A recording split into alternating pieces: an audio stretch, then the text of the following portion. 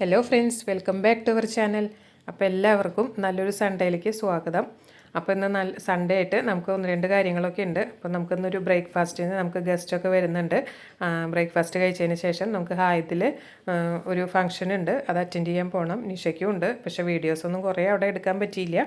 എന്നാലും നമ്മൾ കുറച്ച് വീഡിയോസൊക്കെ എടുത്തിട്ടുണ്ട്. അപ്പോൾ ബ്രേക്ക്ഫാസ്റ്റിനായിട്ട് ഇന്ന് നമ്മൾ ഒരുക്കിയിരിക്കുന്നത് സേമിയ പായസമാണ് കേട്ടോ.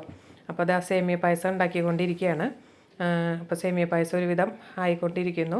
അപ്പോൾ നമുക്കെല്ലാം നമ്മൾ ഉണ്ടാക്കുന്ന സമയത്ത് കുറച്ച് ടൈം സേവ് ചെയ്യാൻ വേണ്ടിയിട്ട് നമുക്ക് ആ സമയത്ത് വേറെ കുറച്ച് കാര്യങ്ങളും കൂടെ ചെയ്ത് വയ്ക്കാം. അതായത് നമുക്കത് ആ ഒരു സൈഡിൽ ചായക്കുള്ള പാല് തിളപ്പിക്കാൻ വെച്ചിട്ടുണ്ട്.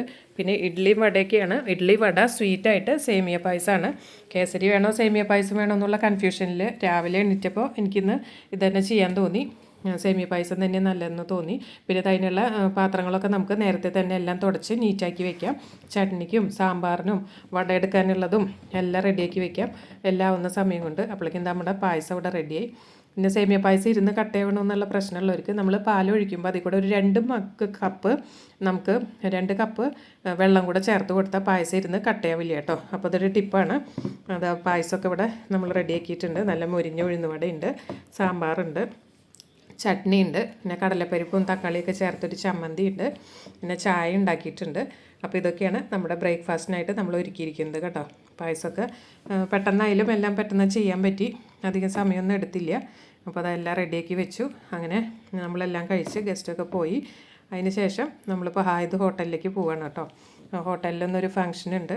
അപ്പോൾ ഞങ്ങൾ അതിനെത്തി. അപ്പോൾ അവിടുത്തെ കുറച്ച് ഗാർഡനും നമുക്ക് ചെടികളും ഫുഡും ഒരേപോലെ നമുക്ക് ഇഷ്ടപ്പെടുന്നത് കൊണ്ട് തന്നെ കുറച്ച് കാഴ്ചകളൊക്കെ കണ്ടപ്പോൾ അതൊക്കെ എടുക്കുകയാണ്. അതൊക്കെ എടുത്ത് അപ്പോൾ മൊത്തത്തിൽ അപ്പോൾ ആ സമയം ഇപ്പോൾ മഴയൊക്കെ ഒന്ന് കുറഞ്ഞിട്ടുണ്ട് കേട്ടോ.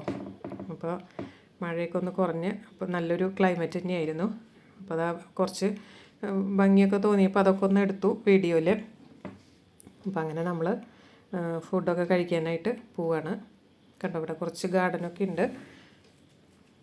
കുറച്ച് ഡിഫറെൻ്റായിട്ട് തോന്നിയപ്പോൾ അങ്ങനെ എടുത്തു.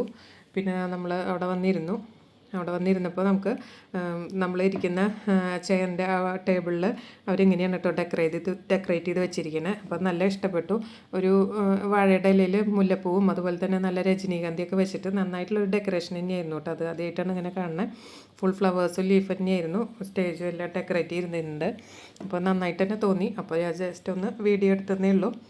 കണ്ടോ, നന്നായിട്ടുണ്ട്. നല്ലൊരു ഇതിൻ്റെ പാത്രത്തിലൊക്കെ വെച്ച് നല്ലൊരു ഡെക്കറേഷൻ തന്നെയായിരുന്നു. അത് കഴിഞ്ഞ് ഫുഡിൻ്റെ കുറേയൊന്നും എടുത്തിട്ടില്ല. അപ്പോൾ അതാ കുറച്ച് ഫ്രൂട്ട്സൊക്കെ ഇരിക്കുന്നുണ്ടപ്പോൾ നല്ലൊരു ഭംഗി തോന്നിയപ്പോൾ അതും കൂടെ എടുത്തു. പിന്നെ നമ്മുടെ മെയിൻ കൗണ്ടറായി സ്വീറ്റ്സിൻ്റെ കൗണ്ടറായിരുന്നു. അപ്പോൾ അവിടെ എത്തിയപ്പോൾ അതും കുറച്ച് ഡിഫറെൻ്റായിട്ട് തോന്നി. അപ്പോൾ അതൊക്കെ നിന്നപ്പോൾ കുറച്ച് സമയം കിട്ടിയപ്പോൾ എടുത്തു എന്നേ ഉള്ളൂ. മെയിൻ ഫുഡിൻ്റെ ഒന്നും അധികം എടുക്കാൻ പറ്റിയില്ല.